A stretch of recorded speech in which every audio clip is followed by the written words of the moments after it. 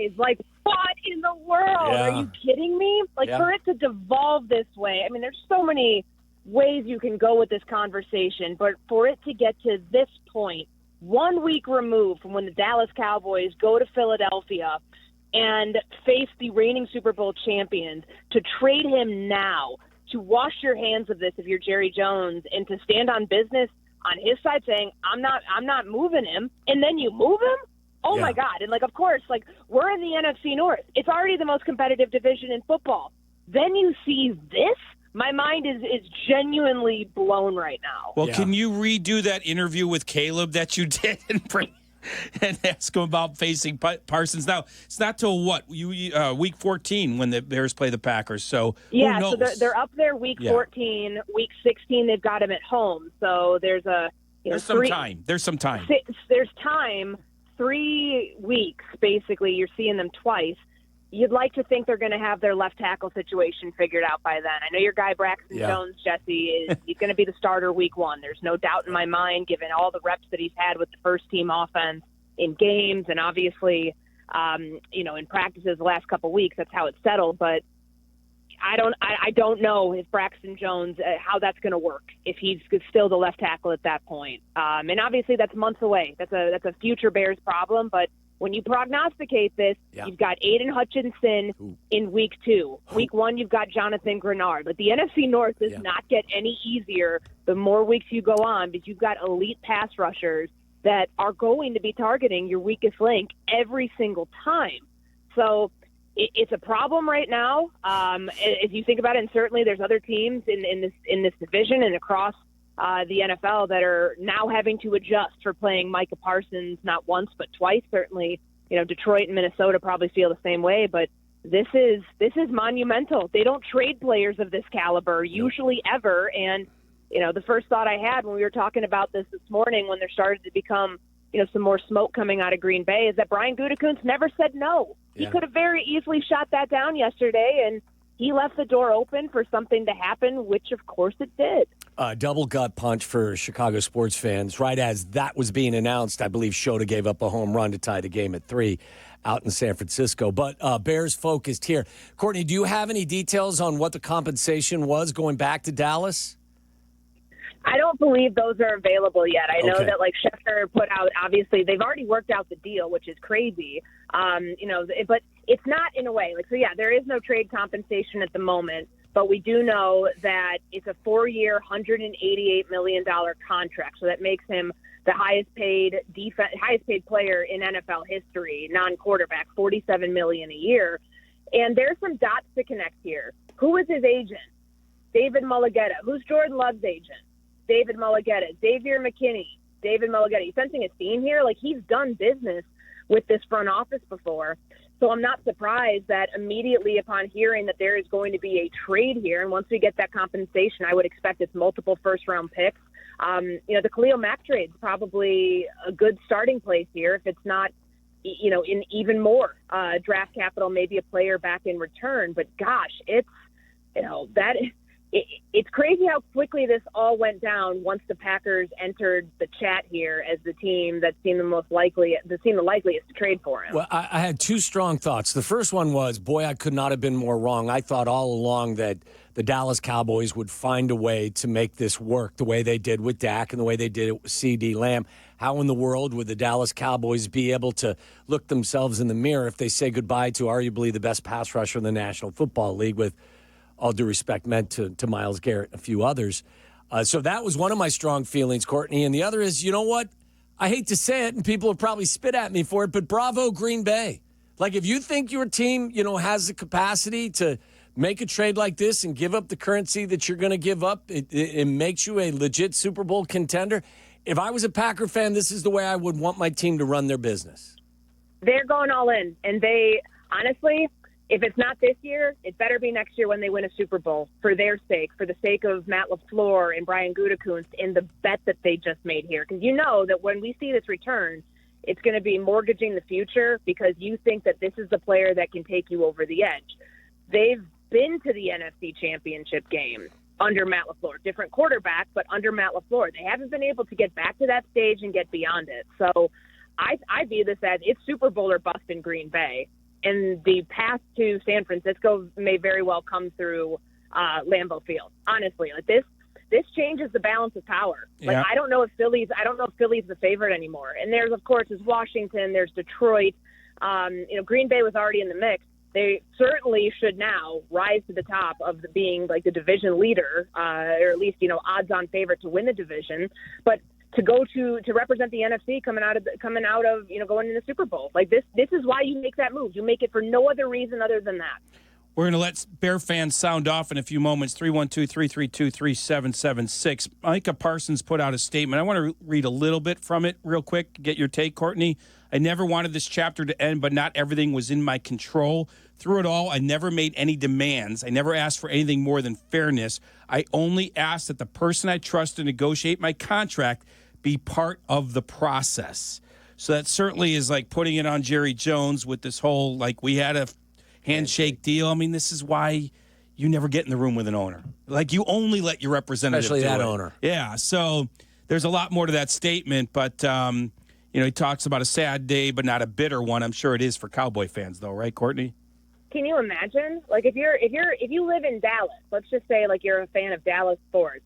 It's Luka Doncic and Micah Parsons shipped out of there within months of each other. Like, hug a Dallas sports fan today, if you're listening to this and you're near one, because God, that's brutal. And the only way this works out for Jerry is if they are able to win a championship. And I don't feel like they're ready to contend right now. I've felt that. I mean, the NFC East is too crowded. They were 7-10 last year. They're healthier, but you now take your best defensive player out of the mix. You might be second, third, probably in your division. If you can flip what we now know from Adam Schefter, the trade package is 2 first-round picks, and there's going to be a player in this. I would not be surprised if it's Rashawn Gary, because you got to be sending somebody from up front back. Like this, what did they do in the 90s or 89, whenever it was? When they traded Herschel Walker, they got 3 first-round picks, 3 second-round picks. They flipped one of those players into Emmitt Smith. They flipped another one of those players into Rod Woodson. Like, there's several others that I can't think of off the top of my head. And then, of course, they got players in the trade too. That's how they won those Super Bowls. So if you're Jerry, you're hedging the fact that you are a team that drafts and develops players really, really well, and hoping that your front office can kickstart a run towards getting out from under where they are right now at 7-10. Getting past the divisional round of the playoffs, back to the NFC Championship for the first time since the mid-'90s, and really putting it on your coaches to develop these players into the type of player that you lost. Makes week 3 a little easier, doesn't it, Courtney, on the lakefront? Poor Flus, man. Like, this guy gets down to Dallas and is expecting that he's going to have his star pass rusher there. And then this happens. He doesn't have him at all during training camp. And I'm sure he was in meetings, but, like, you're game planning for Philly without him. I know what they were saying. And they were saying all the things that you have to say as players and coaches. Yeah, we expect him there in week 1. Because obviously they're not going to say we expect him to be traded. But this defense, like, and we know what a Flus scheme is. They don't pressure. Like, they don't have a high pressure percentage or high pressure rate because they only try to get pressure with their 4-down linemen. Yeah. How are you going to do that when Osa's your best player down there up front? Like, I wouldn't say it's going to be an easy task by any means. Let's see how Caleb Williams and this offensive line handle Aiden Hutchinson in week 2, Jonathan Grenard week 1. Of course, all of the blitzing that Brian Flores is going to bring when they're here in 2 weeks. But it's certainly, I'm sure there's some sigh of relief going on in Hallis Hall right now, knowing they don't face him in week 3. But then you've got him twice within a 3-week stretch in November. So I guess pick your poison there of when you want to deal with Micah Parsons. I would say don't underestimate how this reverberates inside the Cowboy locker room as well. And Jesse, I point to you because there was kind of a feeling in the Cubs clubhouse that when they didn't do something, that it kind of sets a tone for a little bit for a team. For sure, especially this close to the season. I mean, you need a reset, and you don't have time to have a reset. It's not like the beginning of training camp or in the off season. Visiting with Courtney Cronin. Courtney, this is obviously going to be a topic for much of the rest of the show, but I want to give some praise to you for your story on Caleb Williams up at ESPN.com.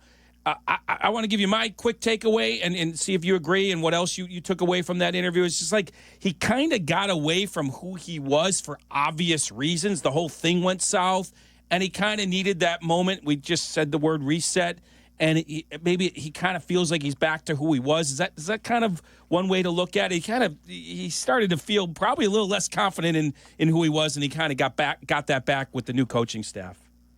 I think he lost his light last year, or it was dimmed pretty significantly, because you think about the losses, and every time Caleb talks about it, he's almost like miffed at, wow, we lost 10 games in a row. Like anytime you ask him about the losing streak, and he's going to tell you, I've never lost that many games in my career, it's almost like that number, 12 losses in a season, 10 of them in a row, it's still hard for him to wrap his head around.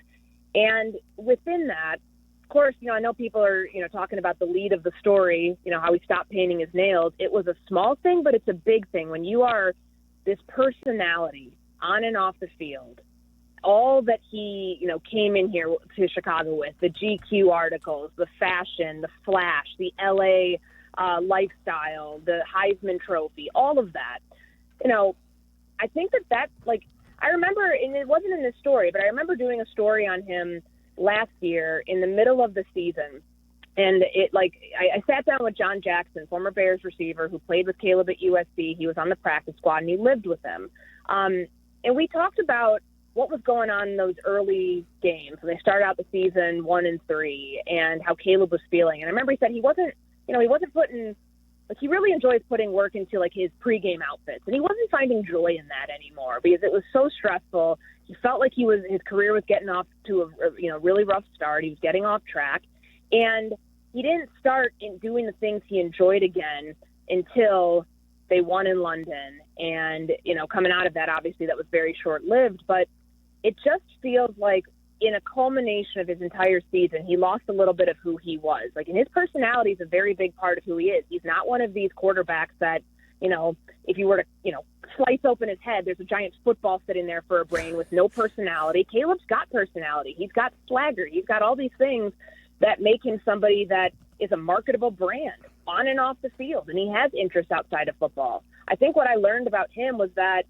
it's not like that stuff went away, but it took a little bit of time to rebuild that confidence, to know I can be who I am. Unapologetic is the word that he uses with that. And I don't have to feel like I'm dimming my light because the team around me is struggling and I don't feel like I can live, frankly, in his truth. I know that sounds like a cop-out to a lot of people, but that's what it was with him. I mean, he's even talked about it with the leadership thing. You had a team of vets and a team of vets who were pretty pissed last year at the way that things were going down. He had no idea how to handle that. He's a rookie. That was all on his shoulders to have to handle Mercedes Lewis, DJ Moore, Keenan Allen, a bunch of veterans who were trying to win. And, of course, his body language, it wasn't great. That's a big reason why they tried to fix it with some pretty intentional work on that this offseason. I think that for him, he's found joy in it again. And he's got a coach who is going to let him be who he is. And that goes a long way. Courtney, do you get the feeling as well from being up there on a daily basis that this is kind of permeated through the locker room, that a lot of guys feel the same way that Caleb feels? I think it's tough to say because we're not in there right now, from a literal sense of being able to see what the vibe is. But you heard Roma Dunze talk about it the other day when he was asked, and it was a pointed question, but, about people viewing Caleb as a polarizing figure, and Rome's answer about him getting a lot of hate. I don't know if I've seen the hate. I get it. Bears fans are, passionate fan base, and there are a lot of people who do see what is going on at training camp and don't think that it's going to get worked out. And that's their prerogative. That's fair. But I don't know if I see hate directed at Caleb, but I do feel like his teammates, the ones who speak about him, the ones who talk about his work ethic, the ones who talk about, how different he is now versus what he was as a rookie. The messaging has definitely changed.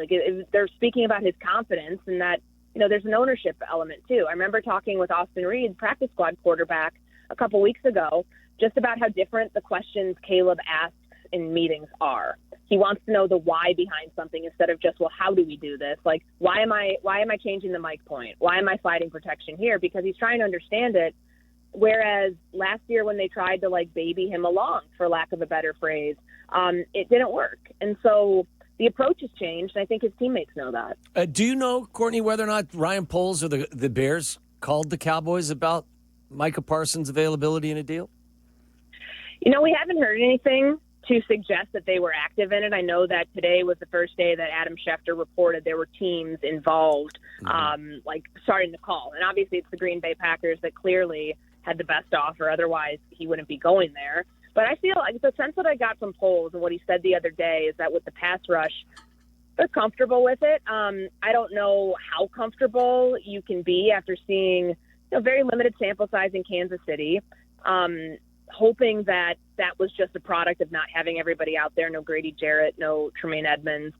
Certainly the run defense did not look great, but they seem to be rolling the dice here with who they have, and maybe it works when they're in actual game plan mode. But if it doesn't, then I feel like that's a move that, of course, Bears fans are going to look at and say, how could we not have gotten in on the mix? He went to our division rival. But let's be realistic. Are they a Micah Parsons away in Chicago from contending for a Super Bowl? No. That was my question to Tommy pregame here. That was my question. They're not, but again, my focus is on being a better team on each and every Sunday. And that makes sense. It's like if I said, well, are the Cubs a Kyle Tucker away from winning it all? Well, probably not, but you do the deal. I'm not taking a side either way, but I think there is something about the cycle of your team and where you are. But don't overthink it sometimes. I think the answer to your question is emphatically no. But nobody thought Washington was going to the NFC title game last year. Nobody thought Minnesota was going to win 14. Or Luther Burden might have a better year than Roma Dunze. Strange things happen. Yeah. Speaking about pass rushers, Courtney, before we let you go, Austin Booker goes to the IR. Was this something you were expecting? Yeah, just because the way that Ben Johnson talked about it, he said it was going to take a little bit. So he got hurt in that Buffalo game, and we have not seen him since. So he won't be available until week 6 at the earliest. Like they designated their 2 players to return. So you get 8 of those a year. 1 has already been used on Travis Homer, the other on Eamon Ogbongbemiga. So they'll have 6 of them left. I would imagine, that's not like if it was season ending, he would have been put on IR before they formed the 53-man roster on Tuesday. So there's definitely some hope there that week 6 he'll be ready. Mm-hmm. But again, they don't have to elevate him week 6. So that could be something that takes a little bit longer, but clearly it's not season ending or at least it's not projected to be season ending because of when the timing was of them putting him on IR. Okay. Anything else we need to know before we let you go? I'm just still trying to wrap my head around. So is everybody listening right now. Jones, who's the winner in all of this? I honestly think, it very clearly right now it's Micah Parsons in the Green Bay Packers, but the hubris here for Jerry Jones to think that trading your best defensive player away would make your team better. And he had multiple opportunities to do this. Micah Parsons said last year that he wanted to get it done last offseason. And at one point he down ESPN Todd Archer. Yeah, I don't know if there's much of a ding 30. There's $7 million around that. That's $1 million more for TJ at it's obviously, how much the market's exploded. It's Montez Sweat makes more than that. Montez is 24.5, right? 24, 25? 25.5, yeah. 20, yeah, crazy. Courtney, thank you as always.